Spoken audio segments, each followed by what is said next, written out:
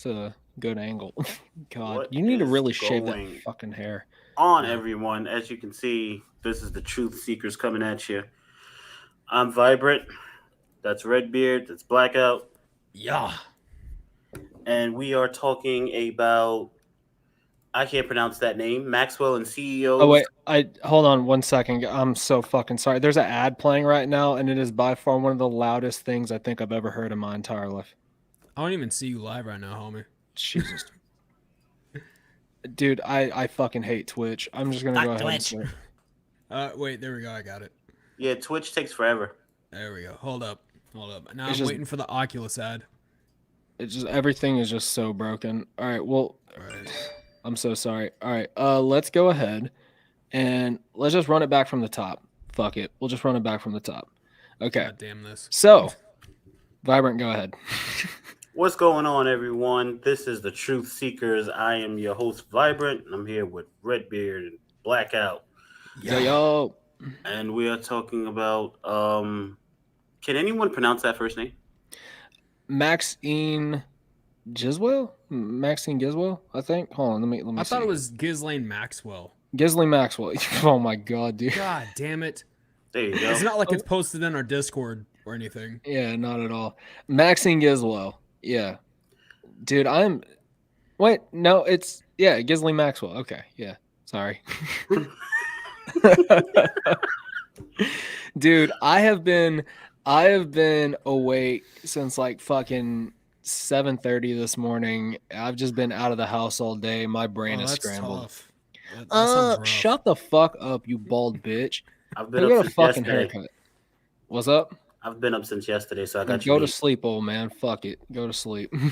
All right. Hold on. Let me I'm gonna go ahead and put this shit out real quick. Put what out? The fact that we're doing a podcast. Oh, joy. Joyful. Oh, that's joyful.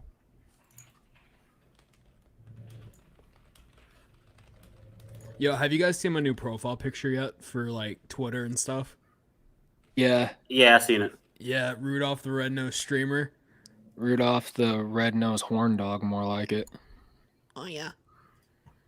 All right, I went ahead and turned everything back into dark mode since I don't have to worry about a mute button no more.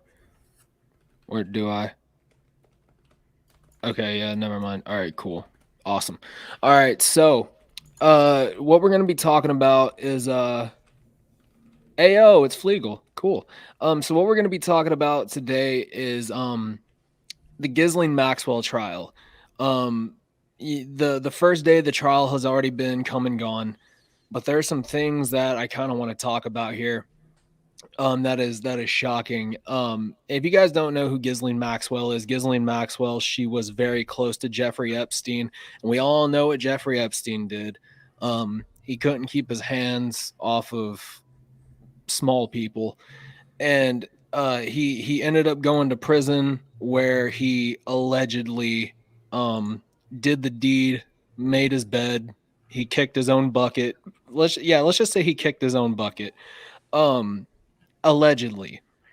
So the first day of the Ghislaine Maxwell trial, the CEO of Twitter resigned, the CFO of Walmart resigned, and the CEO of CNBC resigned.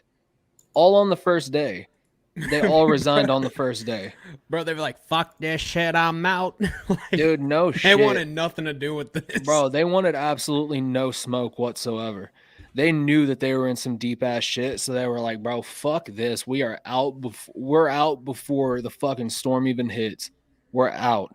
They evacuated out of those fucking companies like people when Katrina was about to hit. They left in droves, packed their shit, and they headed up north for a few years. Right, but you know what's weirder than all of this, Redbeard? You know what's weirder than all of this is that for 40 years, if I saw this right, Elizabeth Williams has 40. Okay, never mind. Well, basically the person who like draws the court sketches, they actually sketched Ghislaine Maxwell sketching her own version of the trial. Like, like a drawing sketch of the trial, and another drawer sketched her doing that shit, apparently, because I'm looking at it from the NY Post, and if that's not what it is, NY Post, fix your shit. But I think that's even weirder, is that why the hell would you be on trial and then sit there and sketch your own trial? You know what I mean? Self-fulfilling prophecy, homie. She knew she knew her ass was gonna be on fucking trial, and I can guarantee you anything throughout this whole time that she's been like preparing to go on trial. Everything she has done, bro. Everything that she has done, she is like just hiding it somewhere. Oh, she's got skeletons in the fucking closet, and she's covered them under 30 pounds of clothes so nobody can see them.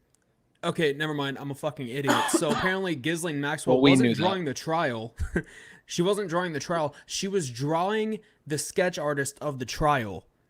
And she says, Williams, who has covered many high-profile trials such as Harvey Weinstein, has never been drawn by a defendant. However, she said Maxwell is not the first famous defendant to try her hand at courtroom artistry. Cult leader Charles Manson used to draw as sketch artist in court, she added. So she's doing the same shit Manson did in his trial. Just also, I want to keep just sketching the sketch artist. I want to keep everybody aware that, you know, in Twitch chat, I want to keep everybody aware in Twitch chat. Oh my god, dude, I'm gonna bash my fucking head in. In game. Yeah, in game. The recording. Yeah, whatever. So yeah. So what had happened, right, was I forgot to hit record. I forgot to hit record. First episode of the Truth Seekers. It's fucking amazing. All right, fuck it. I'll start recording. Oh, now you will. Oh, okay. Yeah. Now I'll start fucking recording because now we might as well. Right. But yeah, so another motherfucker who is going through all of this bullshit. I can see you, by the way, you stupid motherfucker. I can see you, bro. Anyways, real quick before we continue, I just want to make everybody aware in the Twitch chat that, you know, what we're talking about is just, open and free speech. But do not break TOS in the Twitch chat, please, for the love of Christ and everything that may or may not be holy on this fucking earth. Do not break TOS. Don't say any dumb shit in the chat. Anyways, and that goes for any platform. Don't break any platform guidelines trying to make a point, trying to be funny. Just don't do it. What we're doing is taking a somewhat journalistic approach to this. So it is we are covered. You know, if we start saying slanderous shit, then we're not, obviously. But we're just taking this from a journalistic point of view and somewhat of a conspiracy point of view. Hint: the Mothman tea, the Brother tea, Brother. No, but like another motherfucker who is very closely tied to Jeffrey Epstein that couldn't keep his hands off the Haagen-Dazs code word. Well, literally Haagen-Dazs, but also code word for little people. Another guy's that motherfucker. I literally just got done saying we're not here to ridicule anyone, and what do you do? Oh no, this is slander, dude. This isn't ridicule or slander. This is fact. Dan Schneider and Harvey Weinstein. Fuck these motherfuckers, bro. You mean to tell me that these two cock-sucking motherfuckers are able to sit there in Hollywood and continue doing what the fuck they're doing? Bro, Dan Schneider is still working on the set of Nickelodeon. You think about that for a minute. Dan Schneider is still on Nickelodeon, and Harvey Weinstein is still in Hollywood. These two motherfuckers are notoriously known for... I ain't even going to say it, bro. I ain't even going to say it. We'll save that shit for when we make a Patreon or a fucking coffee and we have like exclusive episodes and shit. Right. But well, I mean, even in that case, like that even can be like its own episode itself, because like even Jeanette McCurdy has like said stuff about Dan Schneider, and some other former cast of Nickelodeon have said some stuff as well. So we'll eventually dive into him. That's why I'm glad the iCarly reboot went straight to Paramount Plus. Yeah. Did not go back to Nickelodeon. I'm glad it went to Paramount Plus, because I can guarantee you anything Dan Schneider is not interested in them no more since they're all grown up.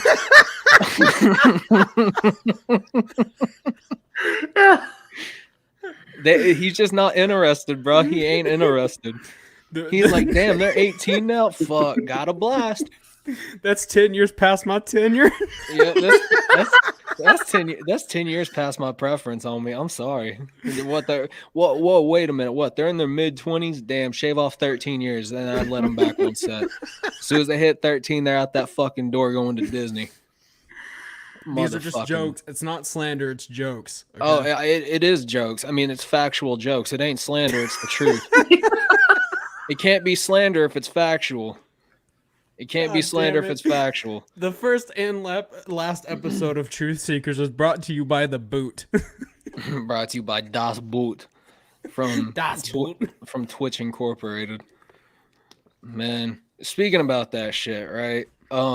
So Twitch lost a great community person, a great community streamer by the name of Ludwig. He didn't die or anything.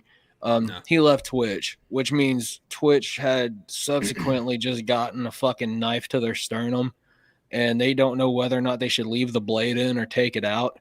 Ludwig went to YouTube, as we all know. I did a reaction for it over on my YouTube channel.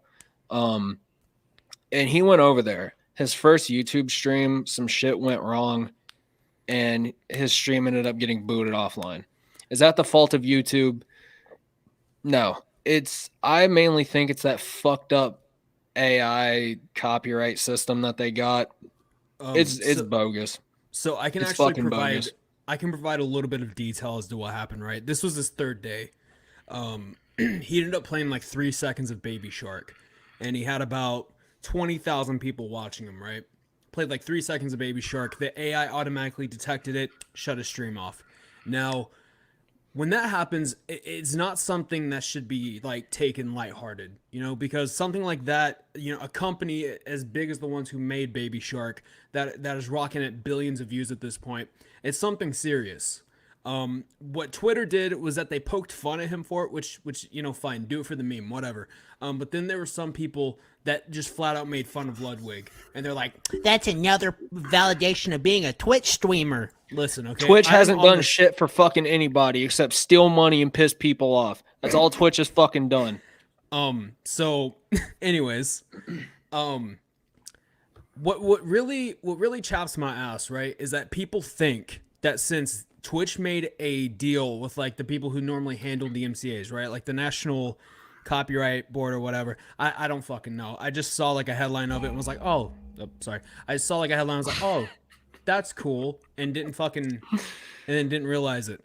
I didn't look into it, but just because they made a deal with the people, like, so you could stream music on Twitch, that does not mean that you are free from a copyright strike. Now, so Twitch can't come after you for it. Twitch can't come after you for playing copyrighted music, but the record labels can, which means that they are going to come in full fucking force. Like, they will dip their balls into your mouth like a hot cup of tea. They don't care. Okay, they're coming for money. They're coming for, like, whatever damages you cause them.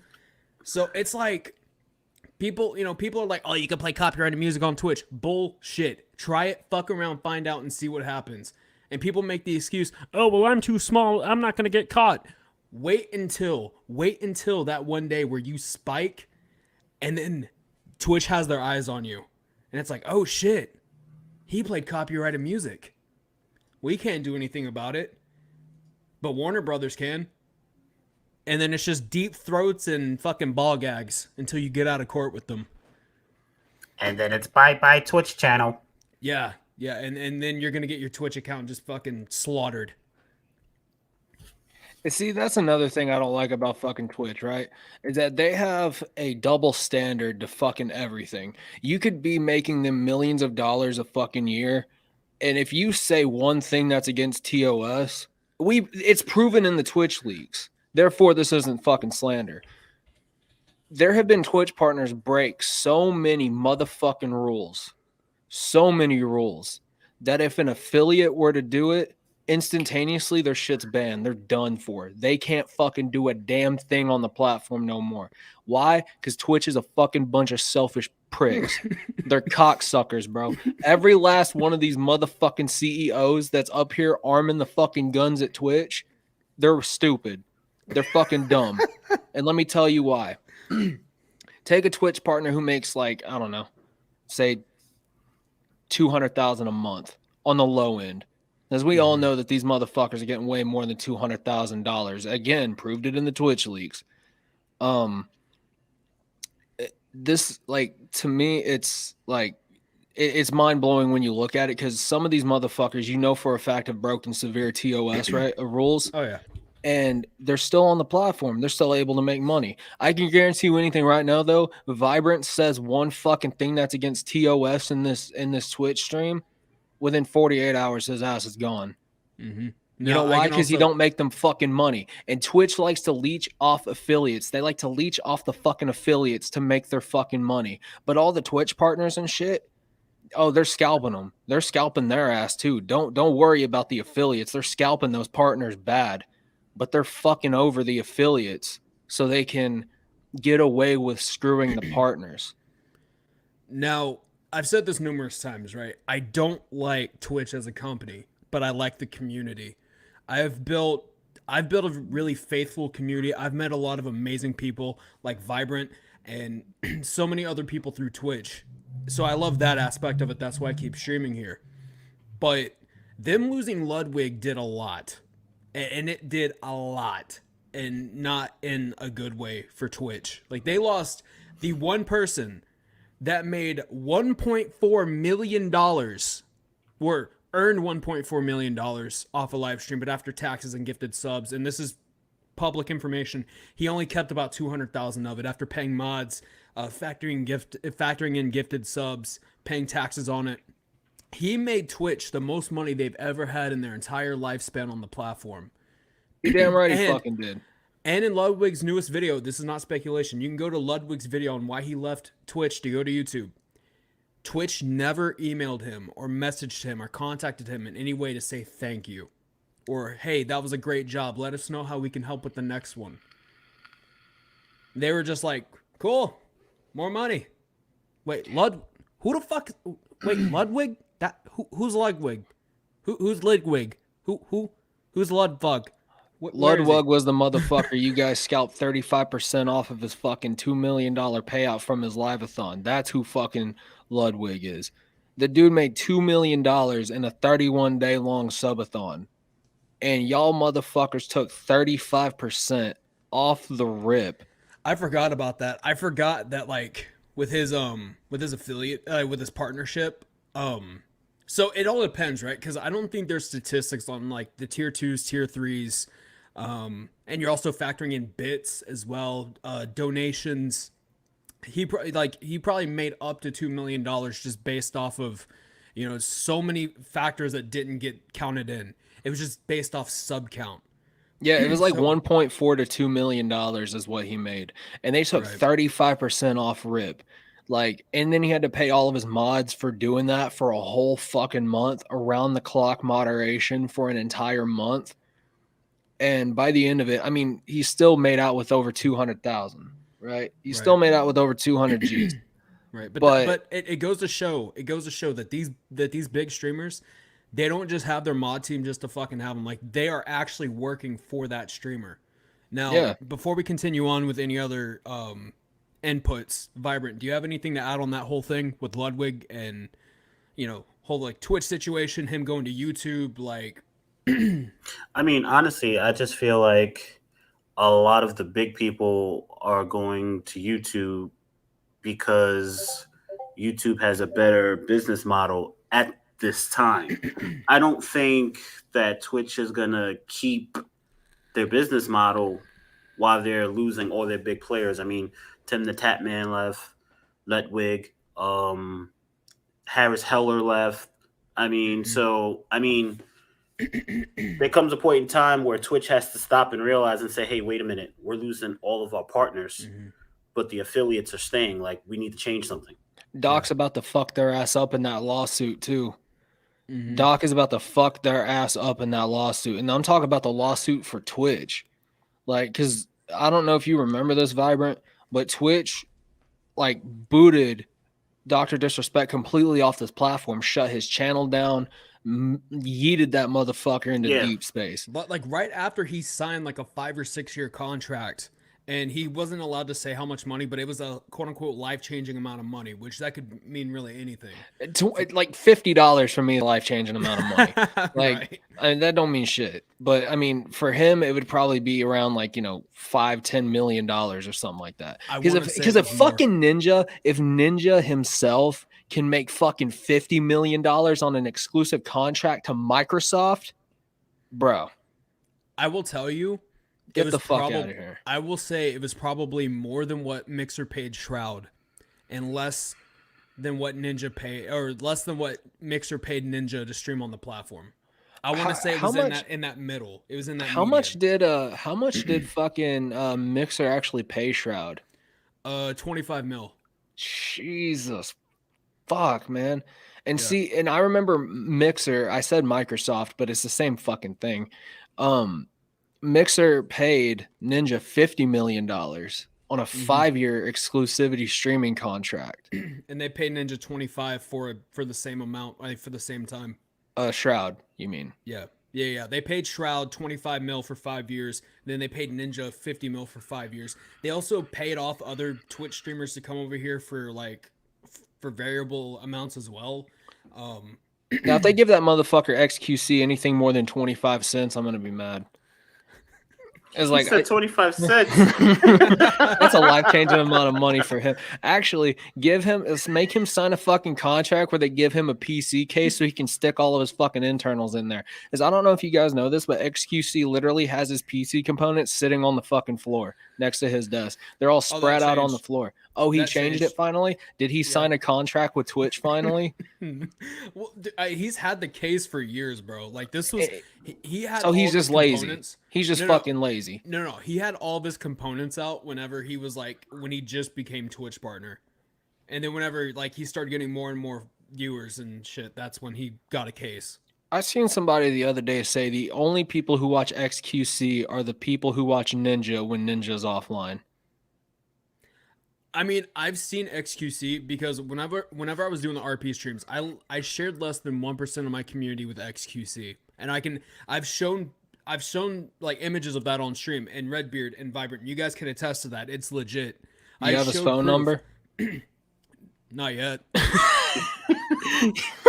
No, I got his feet pics though. Fucking gremlin toes, dude. God, dude, he's just he's kind of scary to look at. I don't know why. He's like what is that shit called? It's the same thing that Mark Zuckerberg is thrown into. Where it's reptilian? No, no, not reptilian. It's like that little. So in the human mind, right? Mm-hmm. We have this process of looking at things where it's we compare stuff from objects up to human faces, but there is a dip in that. There's I did it off camera, but there's a dip in between realistic looking and then actual realism. And there's a huge dip that goes up to looking at somebody, person to person, face to face. And Mark Zuckerberg lies in that dip to where if you look at him, people find him uncomfortable to look at. For me, I just think he's fucking scary. I don't think he's uncomfortable. The motherfucker's terrifying to look at because anybody who can sit there on a Facebook live stream and say smoked meats 5,200 fucking times in 30 minutes and not self-implode. I remember watching a little bit of it. Dude, all he would say is, yeah, we got the smoked meats on the grill. And yeah, we're having smoked meats. We have Sweet Baby Ray's barbecue sauce with our smoked meats. Dude, I swear to God, I could see fucking pistons and gears busting out of the back of his head. He's like a fucking Terminator, dude. He's terrifying. He literally is terrifying. One time, dude, I swear to God, I'm gonna have sleep paralysis again one of these days. And Mark Zuckerberg's gonna be standing in the corner. He's gonna be standing in the corner tutting for no reason. Be like, Mark Zuckerberg, what are you doing in my house? He's like, shut up, bitch, I'm selling your information.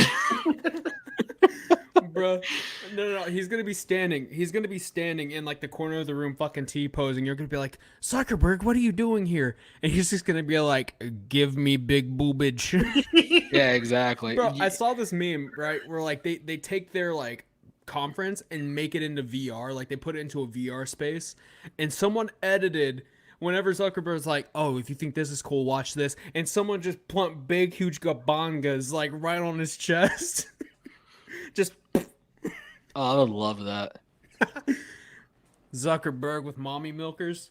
Hell yeah.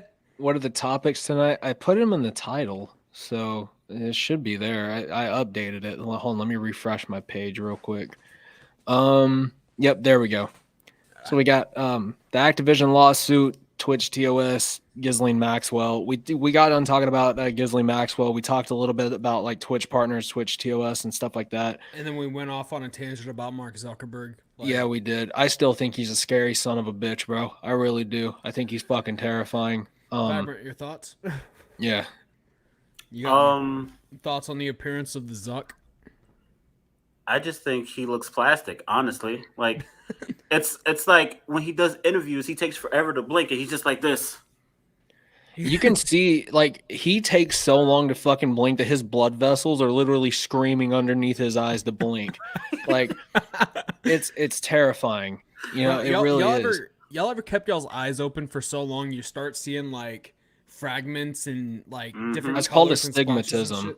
No, like if you guys keep your eyes open like long enough, you'll actually see like black spots forming and shit like that. I swear to God, he has to see those in order to be able to like conversate with people because he's not a real human.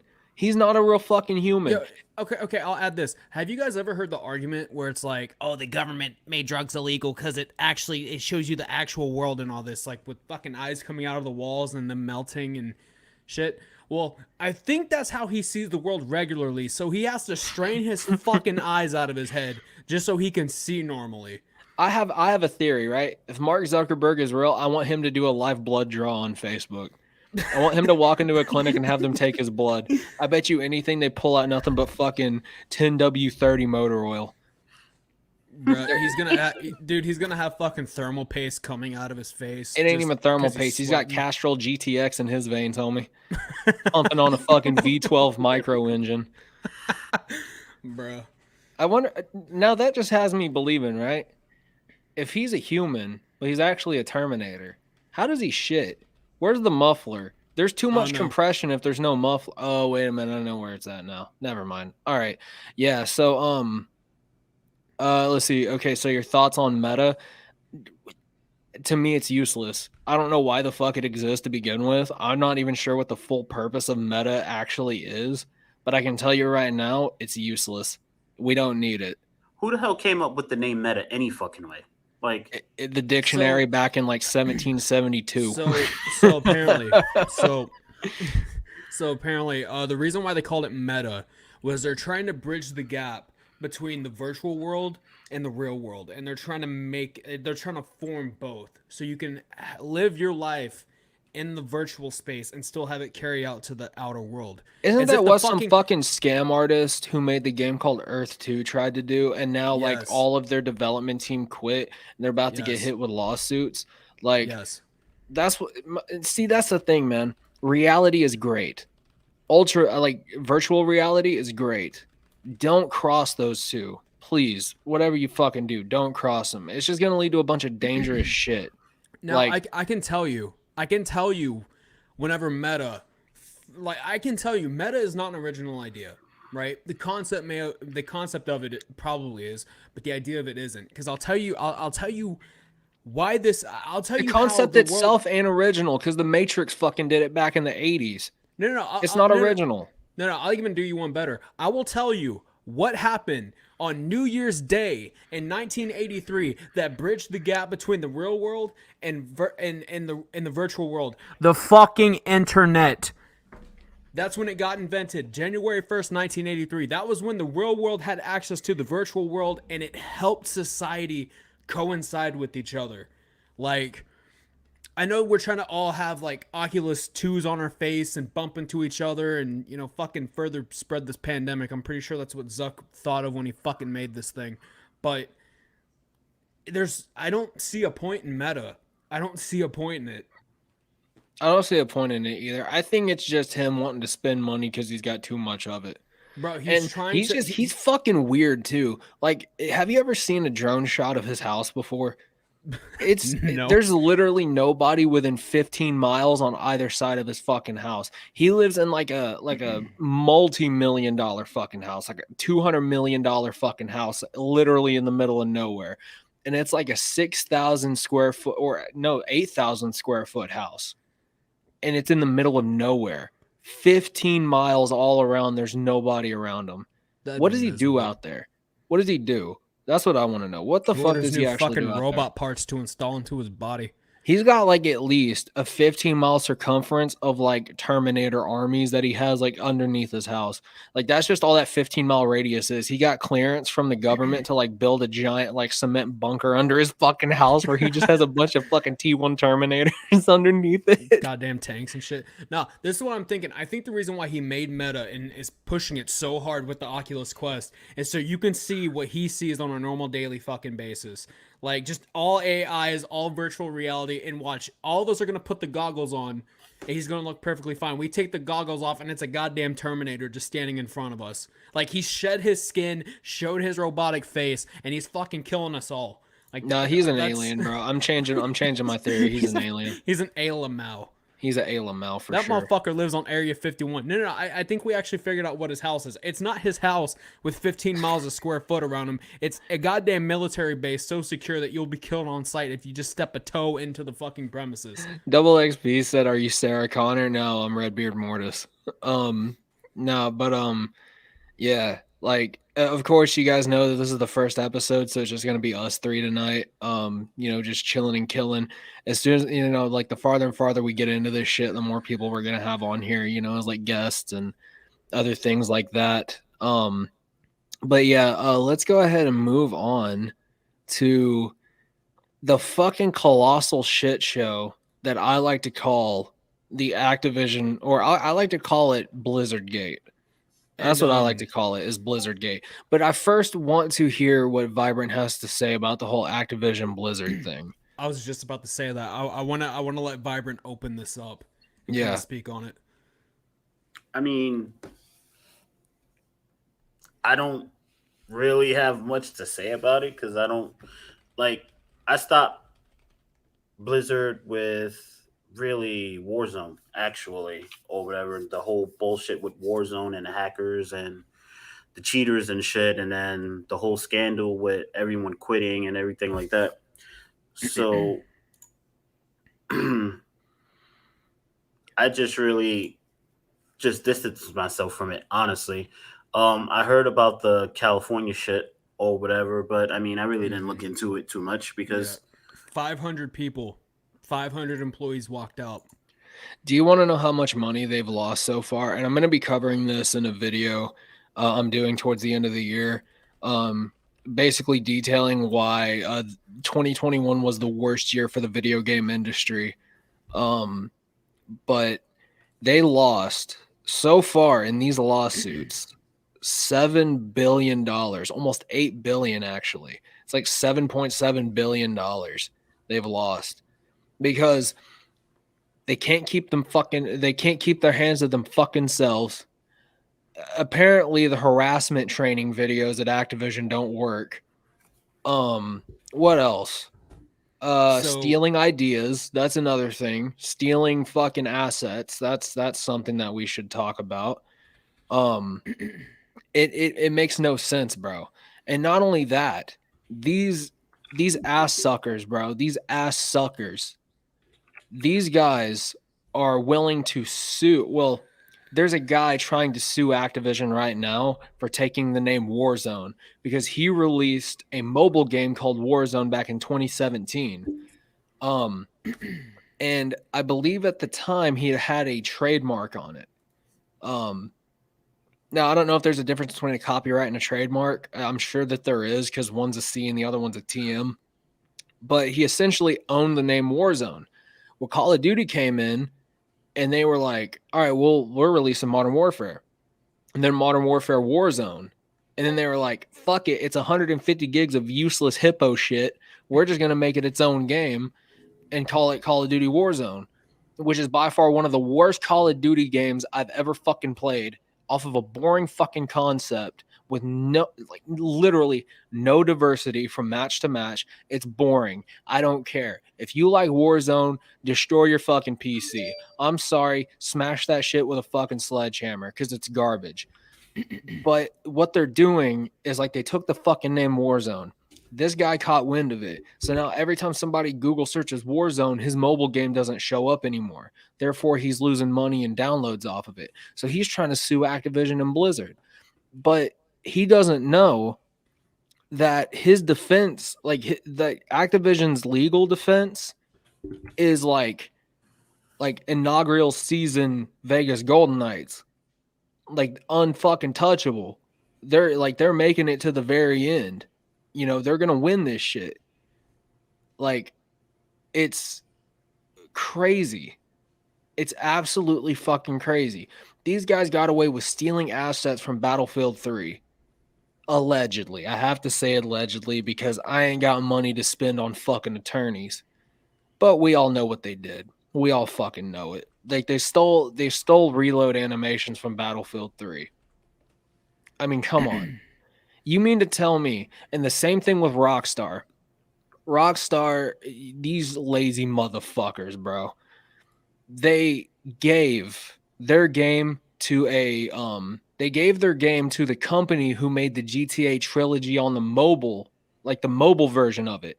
They gave it to them, had them siphon it through an AI. They gave it back to fucking Rockstar, and they were like, okay, fine. Whatever. And they went in there like, oh, we'll just put in some code and we'll try to like fix everything up, make it look good, make it look nice for people so they won't bitch. So we fucking hated it. So I can confirm they have actually came out with a patch for the trilogy, for the definitive edition, the trilogy or whatever. That fixes a lot of the core issues, which is a step in the fucking right direction. And they're going to be adding some like content that never got added to the games into it. But that's a topic for a different day. What I can tell you is in the past month, Activision went from having a stock share price of $70.43 per share down to as low as $57.28 per share. And it has been rising like in the past 24 hours, but it's only been, it only raised up like $1. Like the damage has obviously been done with this whole thing. Now, for those that aren't 100% aware of what happened, Activision Blizzard for the longest time, under like under the power of Bobby Kotick, I was fucking Bobby Cold Dick. I hate this motherfucker. I really do. Oh, so do I. You ain't the only one, bro. I fucking hate his bitch ass with a passion. For the longest time, he knew that scandalous shit was happening in the workplace, especially to women. Did nothing about it. They had their own room at Activision named the Epstein room or the Bill Cosby room, whichever fucking one, because I've heard 2 instances of the room. So like they've done. Hold on. It just depends. Shit. It just depends, right? It just depends. Was the Epstein room their like the corporation kindergarten, or was it the Cosby room where you could go in there and drink and then pass out? Anyways, so I don't know which one. I think it was the Bill Cosby room because like that's where a lot of really bad shit happened to like a lot of the female employees at Activision. Well, at least they got the names right. Let's call a spade here. So for years, man, for decades, this shit was going on. And one lady actually took her own life because the workplace harassment got so bad that she took her life from it. Now, this whole thing went down. People walked out. The share of Activision Blizzard started going down. As I just proved, it's gone down tremendously and it hasn't bounced back up. And now I see this news article that was posted November 21st. And the title is this: Activision Blizzard CEO Bobby Kotick tells colleagues he would consider leaving if he can't quickly fix problems. It's ironic that the person that knew about these problems for years, even decades, didn't fix it then, but he's got to fix it now because the internet knows about it. Wait a minute. Hold on. Throw the fucking flag on the play here. We got to call a timeout real quick. Okay. He said that he's considered leaving if he cannot fix the problems quickly. Yep.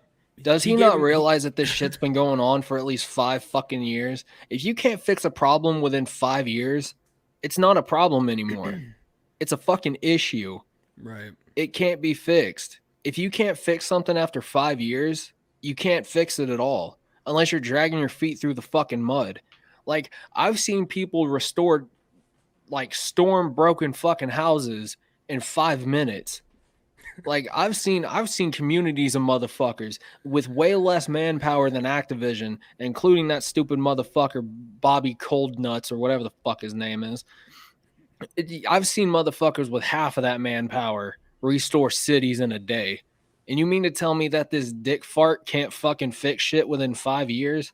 Get the fuck out of here, bro. He deserves nothing more than to be fucking fired from his own company. Somebody needs to step in there and change everything, fix everything, drive morale up. Because you know what's going to happen when morale is low, right? People are going to do a shitty fucking job. And that's all we've seen from these cocksuckers since fucking Advanced Warfare. It's just shitty product after shitty product. They're like, oh, yeah, no problem. We'll fix it in the next one. And then it's just, hey, let's take this source code real quick and let's just paste it onto another fucking project and we'll just fix everything up, run it through like UE4 or whatever, and it'll be good to go. And I will tell you why. It's because Call of Duty is a hype beast game. Every single COD that comes out, it's something new and innovative. Like, okay, this shit stopped being innovative after Advanced Warfare. Because we had World War II, we had current war, we had like futuristic war, and then we actually had cyber war. That's the fucking cap that we hit with Advanced Warfare. Call of Duty has about as much innovation as sticking your dick in a ceiling fan. It's literally that innovative. Like, dude, cool. You managed to somehow get your meat caught in a ceiling fan. Congratulations. Exactly. What else? Right, and it blows my mind every time a new COD comes out and they're like, oh, it's the best COD of the year. It's like, but you said that about Cold War last year. Yeah. And then you said that about Modern Warfare 19 the year after. You have GameSpot and IGN rating these games fucking 8 out of 10, 9 out of 10, 10 out of 10 every year. How much money are you giving these motherfuckers? Bro, actually, you don't even have to answer. We already know it's millions of dollars. Nobody goes to those websites, so how are they staying alive and wealthy? You're cutting them a check for $1 million or $2 million to have some stupid fuck who believes anything that anyone tells them to write a review about Call of Duty. I bet you anything the guy only played like 3 hours in the multiplayer against bots. And he's like, yeah, dude, I'm fucking good. Like, this game's fucking impressive. They don't fucking shoot me, man. They don't fucking shoot me. This shit's actually kind of good, man. The guns are fucking great. They're just fucking amazing. Like, I'm not going to sit here and lie to you, bro. Like, Vanguard is probably one of the best things that they've released since Modern Warfare 2019. But you have to think, Modern Warfare 2019 came out, of course, in 2019, and then came Cold War. No, it didn't. It didn't come out in 2019. Modern Warfare 2019. Oh, yeah. Shit. Modern Warfare 2019 did not come out in 2019. I was thinking that the shit came out in 2017 for some reason. I heard 2017, and I was like, wait, what the fuck? Blackout. No, I guarantee you, this is what these fucking game publishers do. I'm taking you to the doctor, man. I guarantee you, this is what these goddamn game reviewers do. Pardon me. This is what these goddamn game reviewers do. Like, Activision will hand them the case of the game. They're like, huh, there's people on here, and they're shooting each other. 10 out of 10. Fuck it. Like, they don't even so much as open up the goddamn settings. No, what they'll do to make it fair, what they'll do to make it fair is that they'll give it like a 8.8 out of 10 or like a 9.2 out of 10. They're like, oh, look at that. There's more than just one person on the front cover. Holy shit. And they're different people as well. Different ethnicities, different voices, different people, even different genders. 10 out of 10. Might as well. Hey, where the fuck's my lukewarm latte and my $200,000 Mercedes Benz I only have 5 miles on since I bought it last year? Fucking cucks. Now, here's a serious question. I have this for the chat. Like, I have this for you guys, and I have this for the chat. Here's my question. If you guys do not support Activision Blizzard, or fuck it, if you guys do not support Bobby Kotick, but you guys claim, right, and I don't mean to be a dick when I say this, right, but I've heard this shit so many times it just boggles my mind. It kind of pisses me off. If you guys hate Bobby Kotick, and you hate the way Activision is running their shit, yet you still play the game, claim that it's because you want to support the people who've made the game, but not even those people want to be fucking involved with Activision, then why play the game? Because they're making money just off you playing the game by itself. They're making money off the fact that you're buying fucking $1 worth of COD points. You're buying a stupid fucking skin where the nipples glow and shoot rockets. Like, they don't give a shit.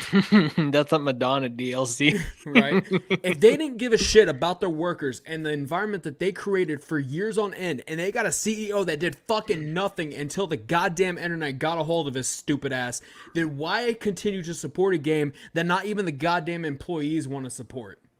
Why? I'm going to say, I'm speaking mostly for myself. I'm going to say I hop in and play from time to time because let's just face it, you paid 60, some paid 80, whoever bought the deluxe pack 100. You paid that money and they blatantly tell you the second you buy it, no refunds, no matter what.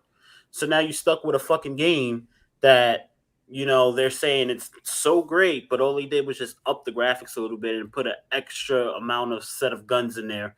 So now you're like, oh, fuck. And then this happens. And you're like, well, I'm fucking stuck with the game regardless. So, you know, Right. For me personally, I play when I'm bored or like when I'm fucking having trouble with RP and people can't fucking hear me and I just get frustrated. And I'm like, fuck it. I'm just going to shoot people.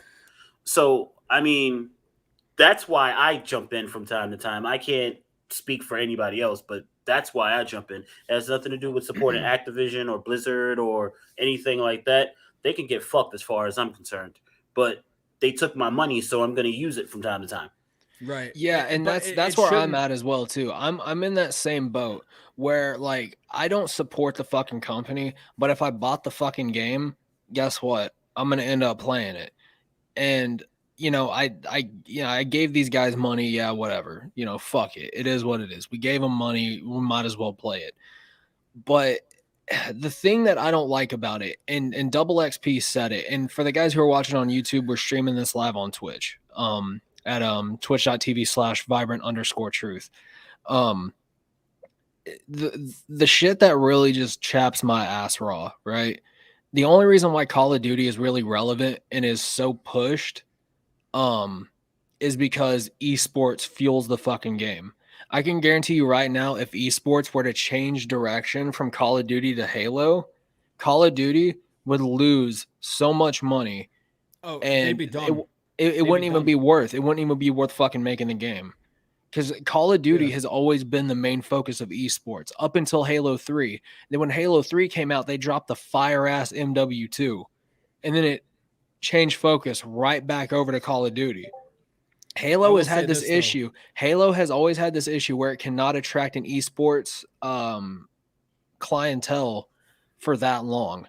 Like, it won't attract it for that long. And I don't know why that is, but I have a theory. I mean, it's mainly because it's more of an arcadey shooter versus the more realistic shooter that Call of Duty is, which I don't know if there's anything realistic about jumping around a fucking corner and blazing somebody and then calling them a racial slur right after you kill them. But I mean, that's pretty much what it is. Like, if you pay money for the fucking game, it's a time killer. I mean, I've now shifted my focus over to Forza Horizon because Turn 10 Studios never did shit to anybody. They never touched anybody without their permission either. God damn it. But yeah, I mean, that's pretty much it. Like, it's like, what is Call of Duty doing? They're riding the coattails of people who've had ideas before them. The Battle Royale thing, I swear to God, Call of Duty was never going to go in the route of Battle Royale until they looked at Fortnite and seen that they banked over fucking $1 billion since the game came out. And they're like, well, fuck, we can do it too.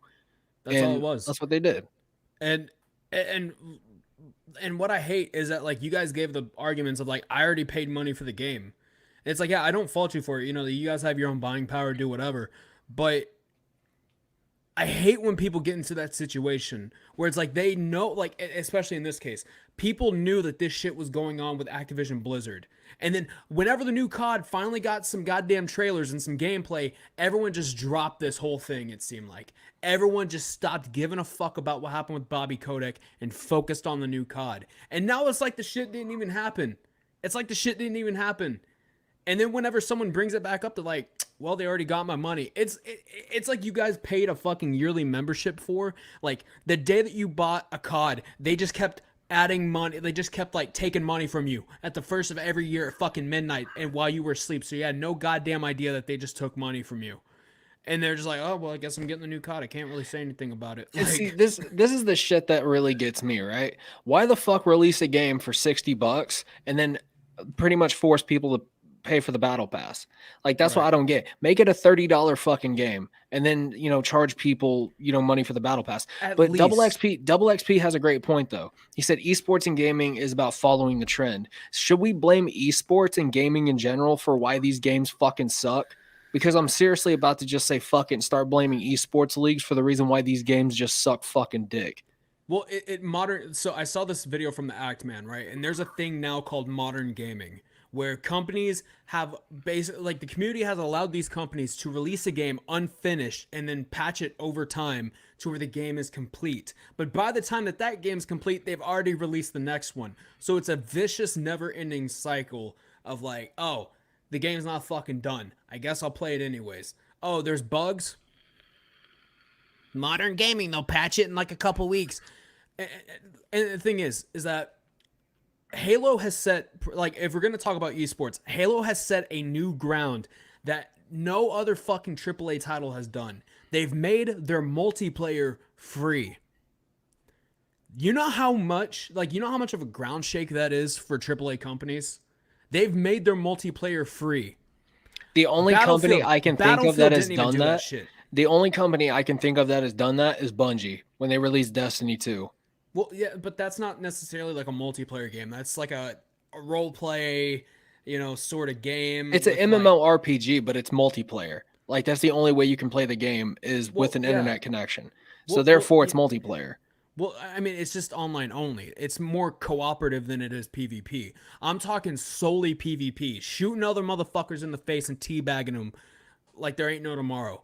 Halo Infinite is the first game to ever make their multiplayer free. AAA, I'm just going to say AAA because there are probably some lower end, like some lower studios, maybe some indie studios that have released their multiplayers for free. I'm not Splitgate is one of them. People who made Splitgate, they're one of them. What is it, 1047? Right, 1047? Yeah, 1047. They're an indie studio. So it's like, okay, yeah, they want more people to play, so they just, release the multiplayer for free. Halo being a AAA title, one that spanned on for over 20 years, has done something that no other fucking company or no other franchise has done. And they made their multiplayer free. And I will say this, the esports market for that shit is going through the fucking roof. There's a huge esports market for this shit now, just because the multiplayer is free and easy to access on Xbox and PC. Mm-hmm. As microtransactions and battle passes are where the money is, then why see? And that's the thing. If you're gonna make a game that's $60 fucking, all right, you're gonna have more people want to play it because all the content is already there. Why the fuck? I mean, I get it from a company standpoint. It's just saying, because the battle pass and the microtransactions are where the money's at. Release a game unfinished so you don't have to pay your fucking devs on time. That way, all the other transactions will start rolling in. And you could just pay them through that. Well, then if you make the game $30 fucking, more people are gonna buy it. And then if you just like tell them like, oh yeah, for $30 more, you can unlock the battle pass for 180 days. And Halo's battle pass is $10 fucking, and it's good for 180 fucking days. No, it's permanent. You buy the premium, you get it permanently. Well, premium. I'll talk about the regular battle pass, like the regular one. Like the regular one is good for 180 days. The premium you pay like $20-$25 for, and it's permanent. Boom, there you go. They made $25 off of you. Well, now think about how many people look at that. Think about how many people actually look at that shit and they're like, oh yeah, cool. We're going to end up buying the fucking premium because it's good for a lifetime. There you go. You made the fucking money. Right. You made it. And in NCC, right? Halo MCC, the battle passes were free and permanent. And you could pick and choose which progression you wanted to choose in which season. So you didn't have to fucking worry about missing a goddamn skin that takes hours upon hours to grind. And maybe you work like 80 hours a fucking week. Maybe you got kids and they always take up your time. It's such an unfair thing for companies like this to push out a fucking battle pass that they purposely know that dictates towards people who don't have any fucking obligations in life and they could just sit there and grind the shit all day. Which leads me to another good point. 5M. 5M is a great thing. You know why? Because it's literally you download GTA 5, you get 5M, and you have literally an entire system full of RP servers, game modes, fuck around free roam cities, all this shit for free. For free. The only non-free part of it is buying GTA 5. But you can go to G2A and buy a global key for like 27 cents and a fucking lollipop. Right? Like, you send these motherfuckers a virtual picture of a fucking Tootsie Pop and 27 cents, they'll give you a global key for GTA 5. I mean, it's and there you go. Like GTA 5 doesn't have microtransactions. Right. I mean, and before we start GTA Online. Before we start with the closing statements on this, I just want to say, Double XP coming in with some good points tonight. Free games earned via micro and battle pass. Okay, that's true. Free. I understand Halo having a battle pass. I support 343 and Bungie, so I've already bought the battle pass for fucking Halo Infinite. And and I will continue to support 343 and Bungie. Simple as that. But a game like Call of Duty, that's $60. Well, now $70 because consoles get a $10, $10 increase for improved graphics and stability. Just get a fucking gaming PC. It's 2021 about to be 2022. Who the fuck games on a PC? Who the fuck games on a console anymore? I mean, except for Double XP, but I mean, he's about to switch his shit to PC as soon as he gets settled in. PlayStation and Xbox Xbox has been on the PC. PlayStation's about to add their shit to the PC. So it's like, there's no need for consoles anymore. Exactly. And Vibrant, you would reluctantly agree that there's no need for a console anymore. Like, there's really no fucking need for it. Not reluctantly. I mean, yeah, there's no need for it. I mean, I started out on a PlayStation because I was fucking broke and I couldn't afford PCs. But like, as soon as I was able to afford a PC, I switched over to PC. And I can tell you can buy. I don't give a shit what anybody's opinion is on pre-builds, okay? The PC that I use to stream on a daily basis, for those that have seen me make YouTube videos or stream on Twitch, y'all will know my PC is a pre-built. My PC is a straight up fucking pre-built. You can buy pre-builds with the newest graphic cards in them for less than the graphics cards now. And you're set to stream, you're set to game. Literally, like, you can even buy gaming PCs. You can build your own gaming PC for like about $300-400 more than an average console now. Yeah, and it'll fucking work beautifully. Yeah, you might not be able to see all the HDR and all the ray tracing, but it's something. It's something. It's definitely cheaper in the long haul, and you have to think about it like this. On console, you have to buy dedicated games for the console. On PC, it's as simple as installing Steam and going to the free games page. Yep. Do you see how many fucking free games there are? I mean, granted, like, 60% of them are, fucking garbage, dog shit. But you can, what about Steam sales? They have them twice a fucking year. The summer sale, the winter sale, the fall sale. If you got a good job, go get you a fucking credit card, wait for the Steam sale, buy like $100 or $200 Max worth of that games. motherfucker out. Max them out. Yours was 5K. I mean, I can believe yours was 5K. You told me what you have in that motherfucker, bro. And let me tell you, if I ever spent $5,000 on a gaming PC, my ass would be 6 feet underground with that $5,000 PC. Right. Be gaming on that bitch up in fucking heaven right now. But yeah, so I want to ask each of you individually, Redbeard, what do you think is more important? Releasing a multiplayer for free and being like, and having the microtransactions to support that, or buying a game for $60 fucking and still having the microtransactions? What do you think? What do you think is more of a benefit to companies? I think that's what I'm trying to ask. What do you think is more of a benefit for companies? Companies only care about one thing, and that's money. But the only way you're ever going to attract more people to your game is if you make it free and then offer them the microtransactions. Therefore, I think the free games are by far the most profitable nowadays. Because, I mean, let's just be honest here, bro. I don't want to spend $60 on a fucking game if I know that I'm going to have to turn around and spend money on it.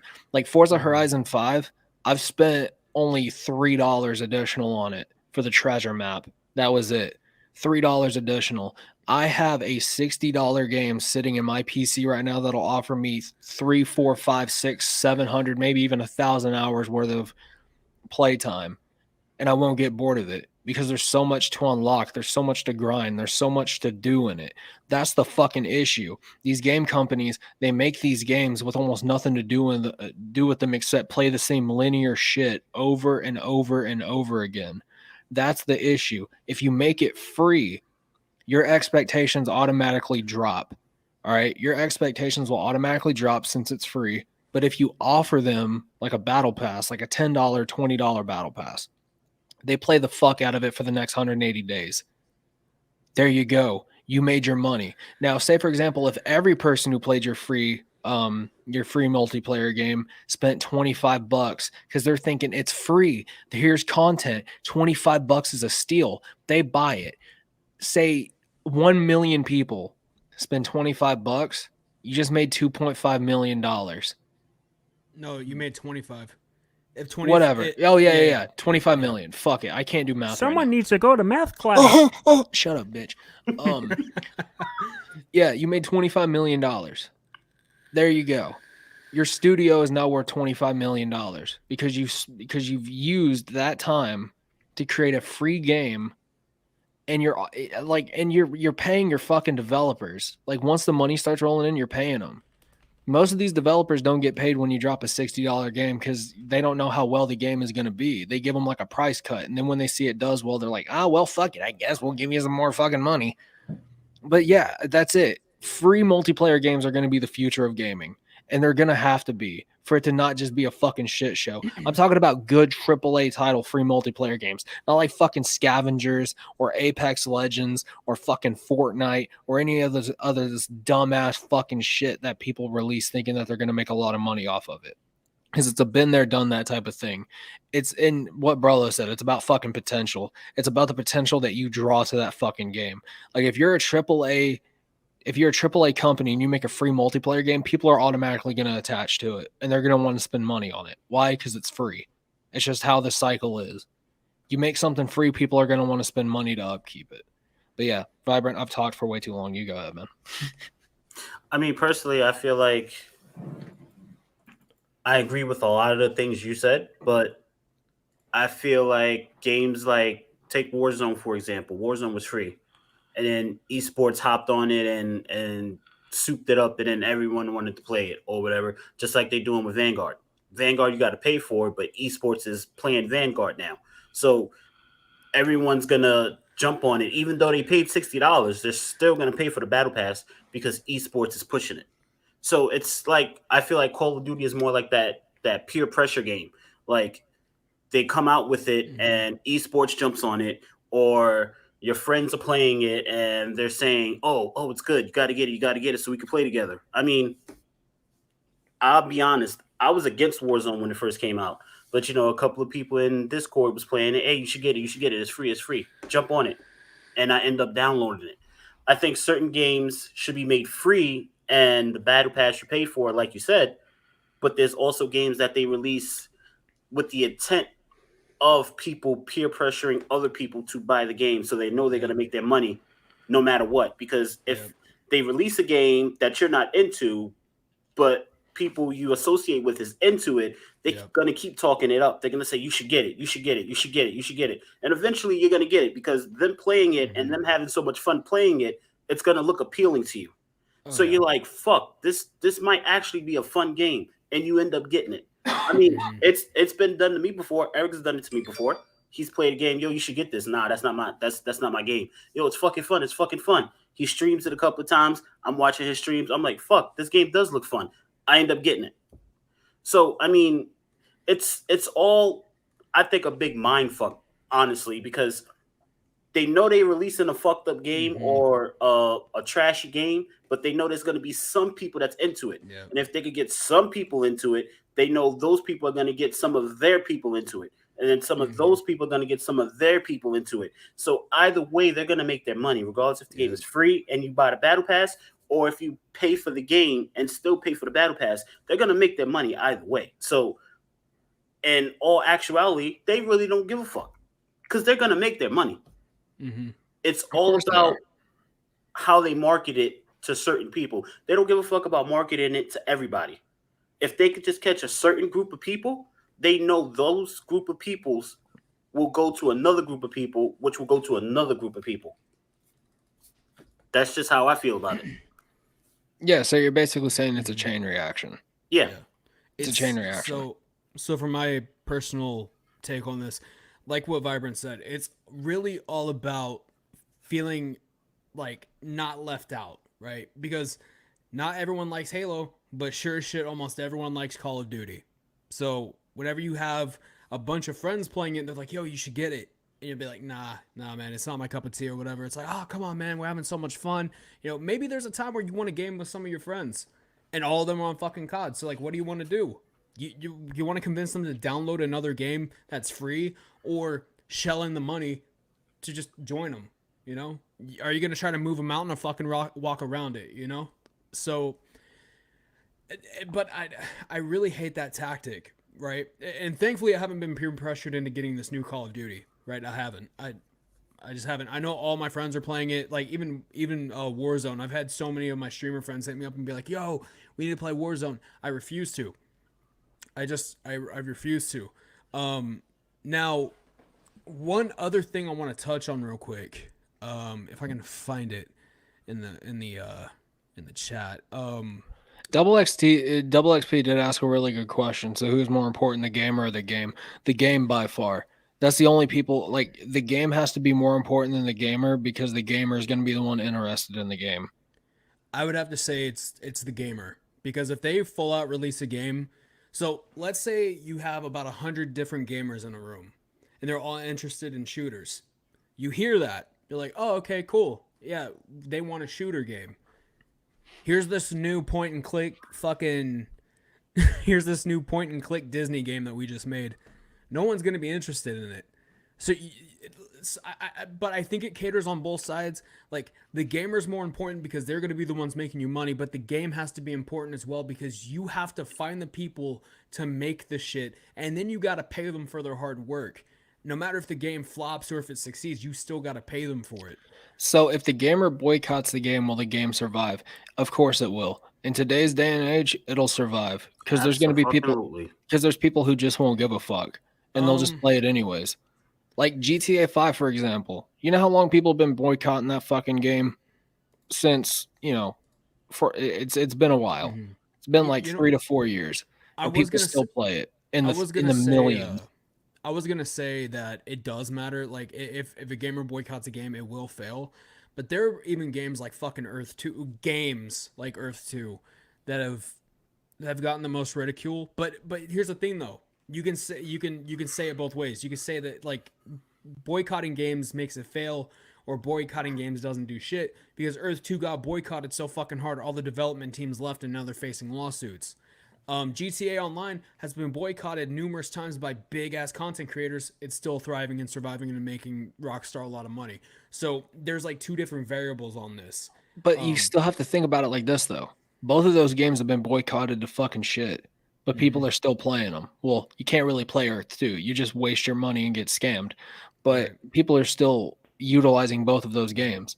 Well, like, in that point, it goes down to buying power. Like, how much money, like how much buying power do you truly have with the game? Because if enough people get refunds or enough people don't buy the game and start bitching at the game developers about their stuff, then they'll add some updates, they'll patch some stuff, and then people will start spending money because, hey, they're making improvements.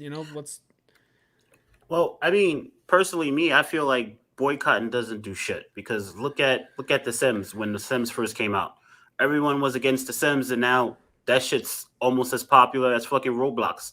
Roblox was boycotted at one time. Roblox is still fucking popping. So, I mean, I think boycotting is useless, because the games that get boycotted, it does nothing but bring attention to them. And then it makes people say, well, why are they boycotting it? Let me play it. Let me see what's going on with it. So you're just putting eyes on games that you claim you don't want to get the attention to, but you're really putting attention on it because you're boycotting it. So really, there's really nothing anyone can do about games that companies put out, because if you boycott it, they're still going to get their attention. If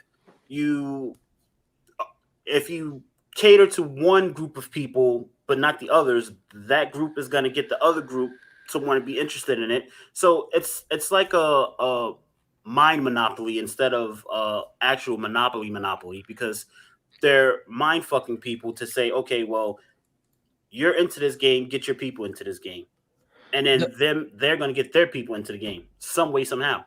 The best example of boycotting, I would say, is whenever Black Ops 2 came out or Black Ops 1 came out, and actually it may have been World at War. I don't know. It was one of the zombie mode based Call of Duties. Whenever they were involving the swastikas still for the Nazi zombies. Yeah, World at War. Yeah, World at War, and then they took it out in Black Ops, and then they had it for a little bit in Black Ops 2. People were boycotting the fuck out of that. But the popularity for the game still holds strong to this day. Mm-hmm. Boycotting don't do a fucking thing. If everyone boycotts against the game, it doesn't do anything. People have been boycotting. 2. Yeah, Modern Warfare 2 is a good one for no Russian. Guess what? Yep. That game has been boycotted so fucking much, bro. It has been absolutely blasted all over the fucking internet. And look, it's still around to this day. In the terms of Bill O'Reilly, in the words of Bill O'Reilly, because he actually said this, he's like, this video game is teaching your kids how to be a terrorist. Like, and then you can go to Google and learn how to do that shit. You don't need the help of a video game. But like, then they added a patch to where it's like they'll give you a warning, like, hey, this first part involves a mass shooting. Do you want to skip it? And then you have that option. So then that whole argument of like, oh, they're forcing us to play this section, it's null and void because now they gave you the option to play it. If you play it and still get pissed, that's your fucking fault. Exactly. Exactly. 1,000%. It's honestly, to answer all of these fucking questions into one thing, it's literally the game itself is what matters. Because the game that you make is going to draw people in. Boycotting a game doesn't do anything except take the other side of the spectrum that doesn't care and make their beliefs even more valid, and they'll just play it anyways. Like, boycotting doesn't do anything as far as the video game industry is concerned. It doesn't do anything. So while we're still on this topic, Battlefront 2. Yes, Battlefront 1 and Battlefront 2, the Star Wars games, they received so much flack. But however, the boycott wasn't successful, not because people didn't give a shit, but because, so whenever people boycotted Battlefront 2 is because of the whole like loot box system, right? It was the loot box system. It was basically like e-gambling. And then it got so fucking bad that EA was forced to remove it, but then they put it back in later. They put the system back in. So yeah, the boycott was successful for the time being, but then it went null and void once EA added the shit back. And another thing I want to touch on, Double XP says, so boycott it, but pro gamers under contract to play it. So what then? That's the thing. They're under contract. Apparently it never got re-added. Apparently the Dropbox or the box loot system never got added back. Wait, what? Okay, cool. Because like I was watching an Angry Joe Show video, and like he showed that like it was still back in the game after they had patched it out. But anyways, so that's the thing. They're under contract unless they have good attorneys to get them out of that contract, because you know, even if they're just sitting there playing a fucking game, it's still legally binding. You still have to go through a process and a chain to get it null and void if you decide to break the contract. And then there's policies to where like they'll purposely put in, you're not allowed to break this contract. So if there's a game, like let's take Hyperscape. There were streamers under contract to play that fucking game when it first released. But granted, it's like, okay, like a week. You know, let's just say they're on a contract for like a week. They have to stream it at this certain time. Whatever. Cool. Well, after that, they can go do whatever they want. But if it's a pro player and they sign 4 years on a Vanguard with all this bullshit going on and they want out, they can't get out. Unless the esports team drops them, that's really about their only other alternative, is to wait for their contract expires and then just distance themselves the hell away from the game. Yeah. I mean, that's pretty much it. I mean, it just, yeah. I mean, if you're signed under contract and you're forced to play a game that's being boycotted, unless you got a really good defense team, you ain't getting out of it, bro. Yeah. You ain't getting out of that shit for anything. No, and half the time the companies will be like, hey, we understand that there's some stuff going on. If you want to pull out, you can. And then that's when people dip the fuck out. But some of these companies will make it so that you cannot leave that game until like either something new comes up, you leave your esports team, or your contract's just expired and you tell them, hey, I don't want to work with y'all again.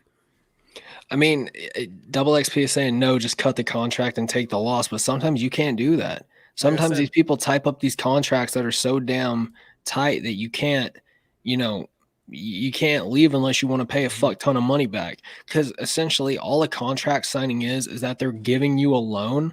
Like they're putting out a loan, giving you the money, but it's against you. If you don't make them that amount of money back, they ain't re-signing you, bro. And more than likely, they're going to start scalping your fucking ass. That's all a contract is, and as far as money goes. And half the time, if there's money involved, if you decide to break your contract, they're going to ask for all of that back. They're going to ask to be compensated for the money they've spent on you. And if you haven't gotten the money yet, but they claim that they gave you the money, then what?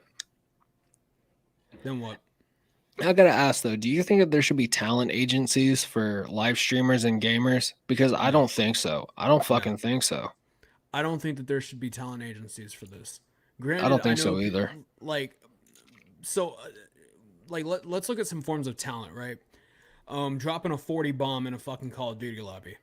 Okay, people have done that before. Trick shotting, however, is a skill that people to this day for decades have been practicing, and they still do it. I follow one of the SNR servers on IW4X, and they post trick shot clips all the time. And a lot of these people that I've talked to, they've been doing this for 8 years, and they've been practicing just as long. So that is a talent because it is something so hard and so like rare to achieve that it becomes a fucking skill. Speed running is another thing. It's a skill. But just because it's a talent and a skill does not warrant for it to have a talent agency. Yeah, I don't think it should have a talent agency.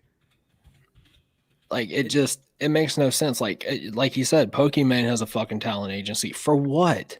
Yeah, for what fucking reason? For what talent?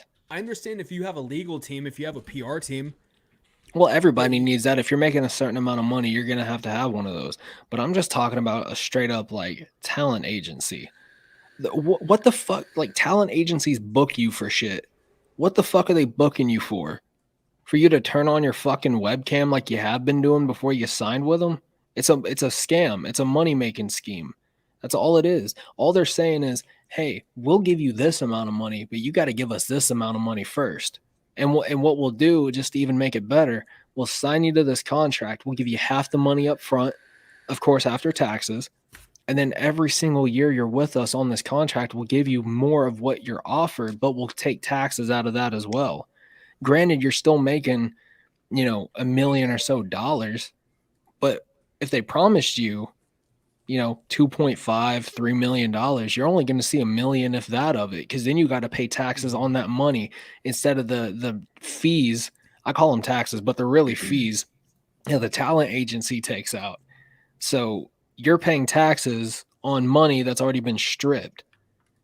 And well, there we go. Okay, cool. Pokemon has an agency. It's making money off others. She's at the top of the pyramid. Oh, just like Team 10 then. Yeah, just like Team 10. Just like Team 10. Fucking Jake asked for 50% of streamers' revenues if they were signed to Team 10. Yeah, that makes a lot of fucking sense. That means if you were making $2 million a year, he was making $1 million right off you. It's still the entertainment industry, man. It's still entertainment.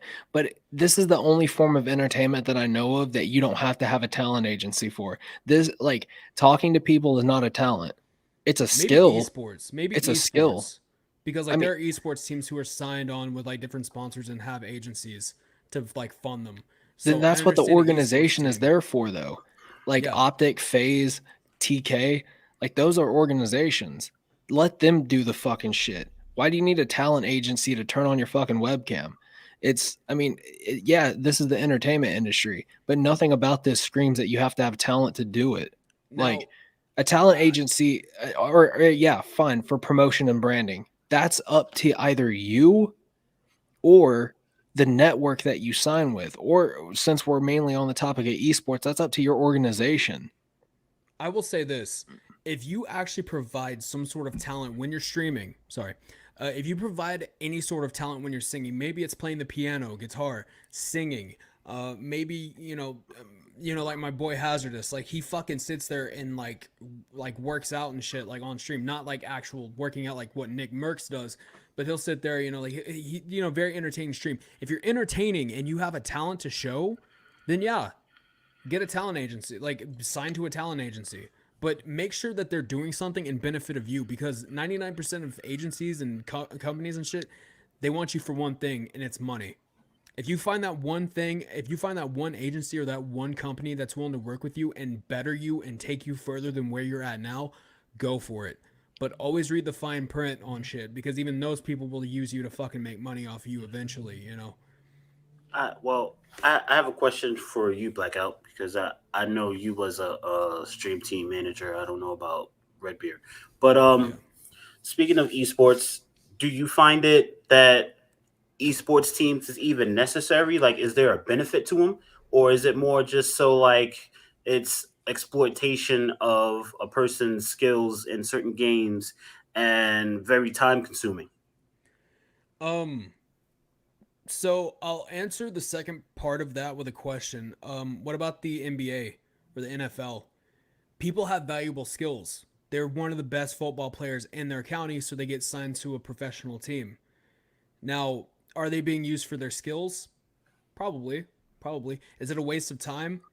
No, because eventually people will need something to watch. People love a competitive nature. People love being involved in a team that's kicking ass and then bitch about them when they lose their first game, you know? With esports, I feel like it's the same thing. Like, you know, yeah, like there's the fucking Madden games and the sports games. Those are all shit. But let's take a game like Halo, where there's pro league teams like G2, FaZe, Optic, Space Station, or whatever the hell that fucking team is called. You can kind of relate those similar to a actual sports team. You get behind them, you rep their brand, you support them, you watch you watch them when they go live, you know, and you root for them. You know, you have your favorite players. You know, like G2, it's Pengu. For, you know, someone that, you know, likes basketball, maybe Kevin Durant's your favorite player. You know, it's the same concept. I don't think that there's any leeching or taking advantage of with someone's skills, unless you see that they're in a situation to where they're giving it their all and getting fucking nothing back for it. Like, they're losing more money in this deal than they are actually benefiting from it. Facts. Companies like the WWE, they take talent that formed their craft in the indies, had great characters, had great storylines, had great passion. They take them, Vince McMahon does something with them, changes their whole fucking thing, and then they get ruined and sent out of the company within their first year. Now that, in that case, is like really a manipulation on a person's skills and their talent. But if you know, but esports teams, I don't think it's just a giant cash cow, because if you can play games well and fucking make money doing it, go for it. I honestly think that, like, so I've been in a couple stream teams before. I think stream teams are just mainly there to basically take advantage. Like, if you have somebody on your stream team that has a lot of views, you automatically feel entitled to get their viewership because you're on the same team. Therefore, I think it's more of like a leeching complex. But an esports team, on the other hand, though I don't think it's a major skill to have, you still have, that, you have an esports team. You're a part of a team like the NBA. You should be entitled to some sort of money because you're professionally playing a video game, of course, at a professional level. That goes without saying. But a stream team is mainly there just to leech. That's all it does. You're forcing people to watch other people that they don't want to watch. And then you take people who have high numbers and you're trying to leech off of their viewership because you're a part of the same team. It don't work like that. Like, if you are not good at shooting 3 points, why the fuck or let's just say, for example, you're not good at shooting 3-pointers. All right. You're not good at shooting 3-pointers.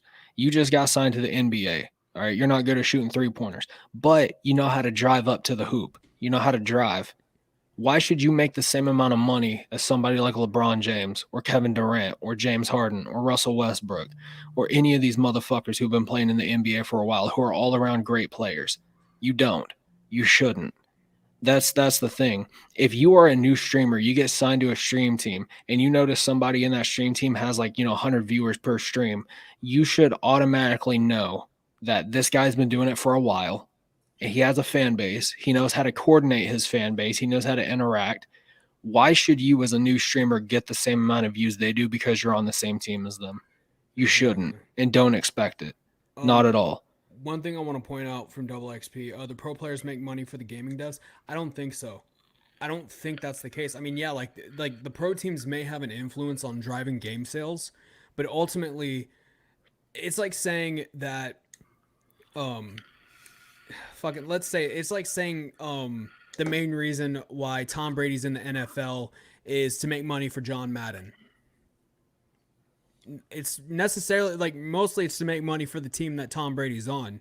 Just like how if you take a pro player like fucking Pangu, you can't say that he's making money for Ubisoft because first of all, he's retired from G2, but he's no longer a competitive player. But when he was making money for G2 and for himself, not necessarily the game company. I mean, yeah, like I said, like you can see an increase in sales from like a competitive player or a team backing your game and playing it and, like doing kick ass at it and winning tourneys with it. But it's like, it's like you can't really say that, pro players making money for the game devs whenever, like literally, like let's say, for example, let's say I'm on a pro team. Let's say I'm on G2. I'm sitting there playing Halo Infinite. I'm getting wins. I'm, winning tournaments. 1,000 people could be watching me. None of them fucking buy the game. I'm making money for myself and the team. I'm not making money for 343. So it really just all depends. I don't even think it's a different dynamic either. One is simply just leeching, and the other one is you're getting paid to showcase your skill and represent a team. Maybe they do have to pay sort of like a space fee. Like how in tattoo shops, tattoo artists have to pay a fee to to utilize a space. Same thing with barbershops. But it may be that where like it's like, hey, like if you guys want to keep your stuff in the store and be able to attend these tournaments, like we want a little bit of a fee, it may be that, but I don't think it's necessarily like the corporation or the organization gets nothing and the game devs get everything. You know what I mean? Yeah. I think if an esports team is playing your game and there's a lot of them playing your fucking game, I still don't think that the esports teams should have to pay the game devs. I think that should be up to the company that they're employed for. Mm-hmm. It should be. It has to be. But Vibrant, what were you going to say? I mean, I want to agree with you, Redbeard, about the stream teams being leeches. That's mainly what I was trying to ask you, Blackout. Like, did you feel as being the manager of a stream team, did you feel like it was like time consuming for you, like a waste of time, or like do you feel like it was a benefit for you and like whoever was on that team? Knowing what I know now, yeah, it was a waste of time. There was a couple people on the stream team that automatically thought that they deserved viewership and deserved recognition. Basically, they wanted to achieve the same thing that a lot of us had been doing, and busted our asses off every day to do, and they wanted it the second that they stepped into the team. And that's the unfortunate thing is whenever you have a stream team like that, there are going to be people like that. And trying to manage that, there are some people that went into it with bad intentions. They're like, oh, like these guys are pulling in thousands of viewers. I want that. It's just not how it works. Maybe, a stream team mainly is there. So like whenever you guys want to collab on something, they're right there. You guys could be like, oh, today I'm playing Halo Infinite with Redbeard Mortis and we're on the same stream team, guys. Go check him out. I love his content and everything. But whenever you're just joining, whenever like you're trying to bring someone in, you really have to question, are they doing this for views? Are they doing this to gain something? Are they doing this like what Han Brolo just said, like for follow bullshit? Because that does happen. And I've been on a stream team and I've managed a stream team to where like new people will come in and automatically say, bro, I'm just not getting the followers, man. You're sitting there getting 50 a stream. I'm getting like -2. What the fuck is going on? And then at that point you're just like, okay, like you're in this for the wrong fucking reason, dude. Get out of my face. Again, it goes back to the whole leeching thing. If it comes up as a follow for follow thing, that's leeching. You know, that's something like you're trying to leech off somebody else.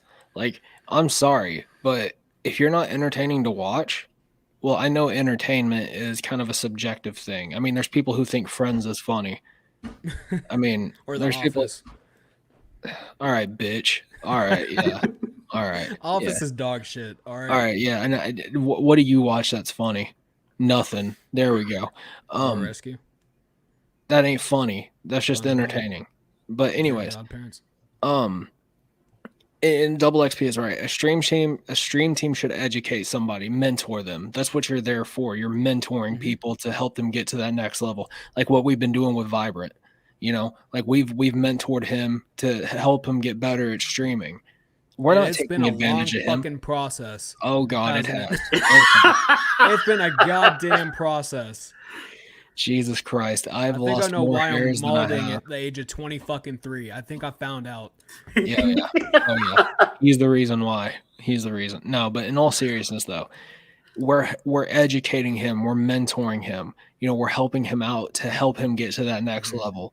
To wherever he fucking sees fit. He never has once came into my stream and asked for people to go follow him. He never has. If I shout him out and my people go over there and follow him, that's just because I put out that recommendation. Like, you shouldn't have to beg people, because at the end of the day, you are your own brand. Like, just because of the shit that I like, I mean, you guys see these flags behind me.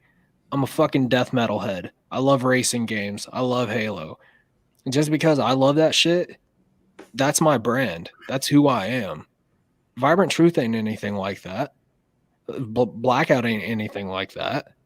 What fucking makes you think that since you like my content, you're gonna like theirs? It's just a recommendation. Our personalities may be the same, but our content is not. And that's the great thing about it. Our content is very different from one another's, but our personalities are alike.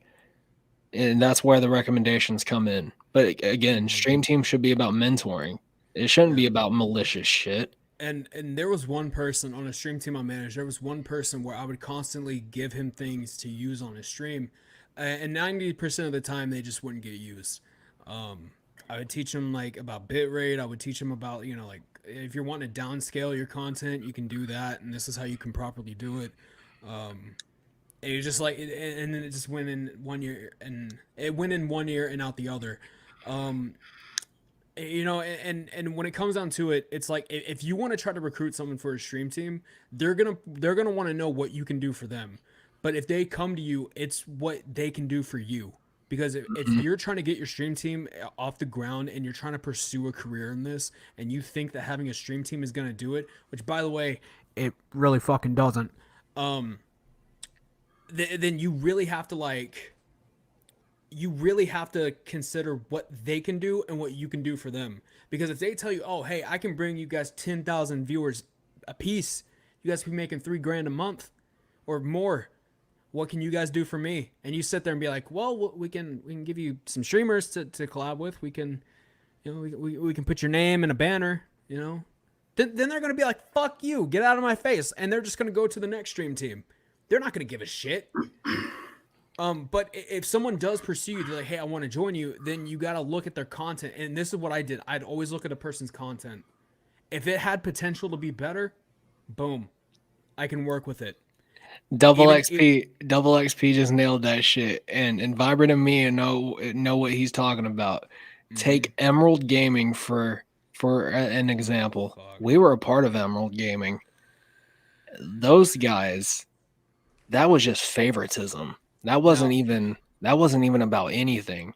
That was, you come support the guys that have been here for a hot minute, and we'll think about letting you in.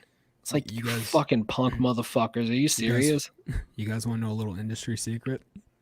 What's up? I was on the same stream team as Amaranth. And it wasn't necessarily much of a stream team as it was a network. And when I was in their Discord, how it really panned out was how interactive you were in the Discord and where you kind of where you light at on Twitch already. So there was like diamond, gold, silver, platinum, you know, like they had different ranks for it. And the more you interacted with the Discord, the higher the rank. And if you went to their website, did certain things like tweet your video out, tweet once a day, upload your schedule to Twitch, then you would get points that help push that rank up in the Discord. Now, the people that were sitting at the higher ranks had hundreds of viewers, thousands of viewers a stream. But there was one streamer that was like around the same high ranks, didn't fit the fucking description. But he did all the checkpoints on the website. And I was like, okay. I know that this is a giant fucking waste of time. And now even the current stream team that I'm on, I'm not ashamed to admit this. A lot of them do not actually come by your stream. And that's one thing about a stream team that like everyone has to understand is not everyone from your stream team is going to come by. Not everyone from your stream team is going to host you or raid you. Because it's like, who the fuck are you? You just joined the team, you know? Exactly. You should be introducing yourself, and then they can base it off of what they want to do from there. But a lot of the time, it's like, if you're joining a stream team for the reason of having a network, having people to game with and talk to, that's fine. If you're looking in it for the views and the recognition, and if you have a fucking system like that to where it all depends on a checklist you do on a fucking website, plus interacting in the Discord, get the fuck away from it. Just get far away from it. Treat that shit like patient zero COVID and just get fucking far away from that motherfucker as fast as you can. You get far away from him. I mean, for me, like Redbeard said, or whatever, like Blackout and Redbeard's been more of a mentor to me. And streaming, like I said, I started streaming because one of our friends convinced me to stream. I never streamed with the intent of becoming an affiliate. I appreciate it. I've never streamed with the intent of building a huge community. I appreciate the ones that follow me, the ones that lurk and all that stuff. But to go into someone's stream to try and get a rub off their numbers or jump into their stream and say, hey, I'm friends with this person, come follow me. That's something I've never done. Like when I met Redbeard and Blackout, I was in their stream. I met Redbeard as his old name, as Captain Saltshaker or whatever.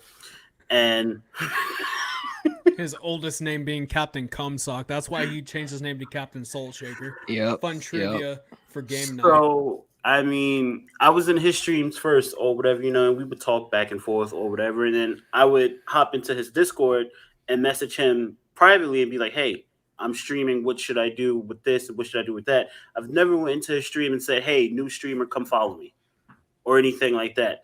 Same thing with Blackout. I started jumping into his streams or whatever. I wouldn't hardly say anything. I would say hi. That's it. I would say hi and just watch the stream.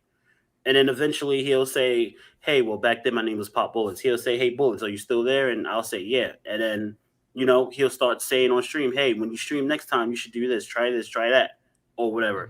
Never once did I go in anyone's stream, their streams, some of my other friends' streams. I've never went into their streams and say, hey, I'm a new streamer, follow me. Oh, you got 30 views.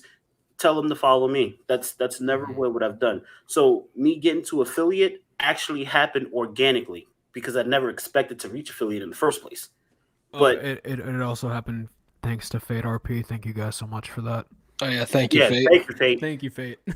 Thank you, buff ass motherfuckers. But yeah, what I want to do real quick before we completely close out on our first episode, I kind of want to do like a little rewind. Ghislaine Maxwell, see you when you get out. Never will happen. I'll see you in the headline articles whenever they tell me that you've passed away in prison. Twitch TOS. If you're a Twitch partner, don't expect to be banned anytime soon. The Activision lawsuit, Bobby, get the fuck out. Fuck Bobby Kotick. Fuck Bobby Kotick. Leave. You old stupid son of a bitch. Fucking leave Activision. And maybe we'll start buying your fucking games again and not feel bad about it. Exactly. Stream teams, esports, game developers. Be careful. Be fucking careful, please. Please, for the love of God. Stream teams are nothing more than a leeching society. If they're not there to teach you, they're there to leech off of you. Esports teams, I'm all for them getting more notoriety. I just feel like it has to be done properly, not fuck anybody out of money or any contracts or deals. And I honestly think the whole streaming community as a whole needs to just be better. We all need to start moving past a lot of the stupid shit. But yeah, this has been the very first episode of the Truth Seekers with myself. Wait, I got a question. Oh God. What kind of topics do you want the community to vote on? Because the next Truth Seekers podcast, I want this to be something that the community wants to hear. I was just gonna say we can make it a blanket. We're gonna talk about stream teams and streaming because we didn't really talk about it that much, and I really like that topic, and I have a lot to talk about with it. And Double XP is actually a very good person to have on this other episode because he was actually the co-owner, well, actually the owner of a stream team at one point that was trying to go to an esports team. So yeah, we're gonna have his ass in here at some point, actually on the second episode. So yeah, stream teams, esports, streaming community as a whole. Whatever else comes out before then and then, like before now and then, we'll cover it as well in like little tidbit topics. But yeah, wait, I want to post the poll real quick. I'm gonna post a poll real quick, and then we can just sit here and chat amongst ourselves about like the other options that I have. And this one I've done on my lonesome, but I kind of want to like do this as like a group thing, just to kind of But yeah, there we go. So what's the next topic that you guys are excited to hear from us? We've got stream teams and etiquette, it's like streaming etiquette. We have esports, other gaming news that comes up, or we can be saucy and talk about conspiracy theories. Because goddamn, when I did that solo, it was great. I love talking about conspiracy theories. I love it. It was very entertaining. Favorite conspiracy theory, Mothman. I just fucking love conspiracy theories, man. And make sure you guys vote on this poll real quick so we can hear what you guys have to say. Yeah, vote on the poll. Yep, vote on it. Make sure you guys are tapped in. Also, check us out on all of our streaming platforms. We got twitch.tv/vibrant_truth, twitch.tv/VVS blackout. We also have youtube.com/redbeardmortis.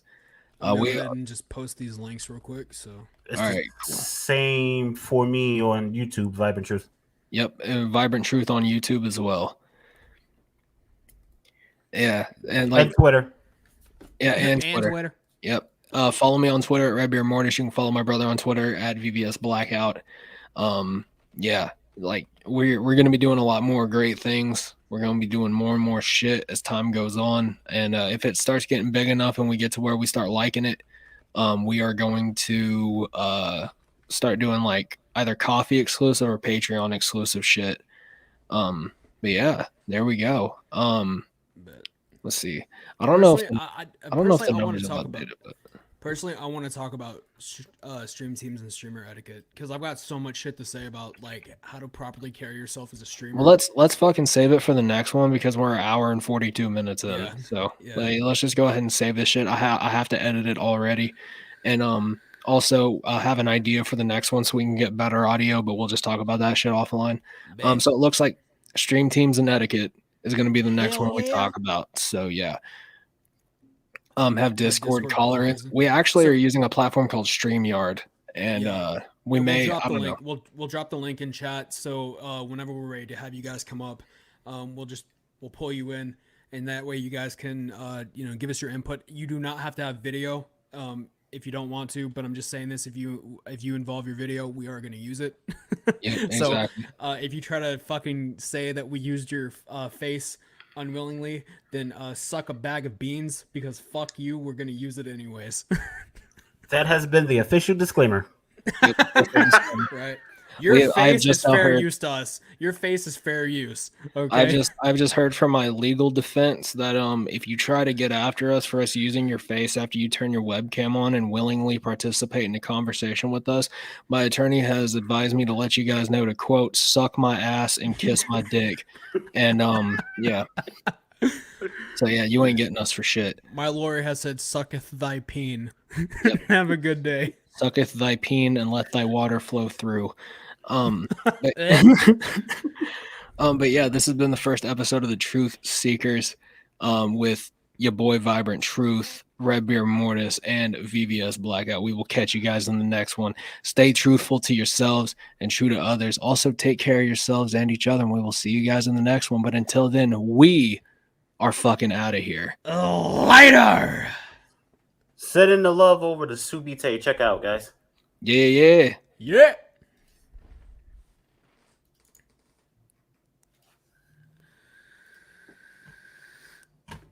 There we go. And we're clear. Fucking dope. That was dope as.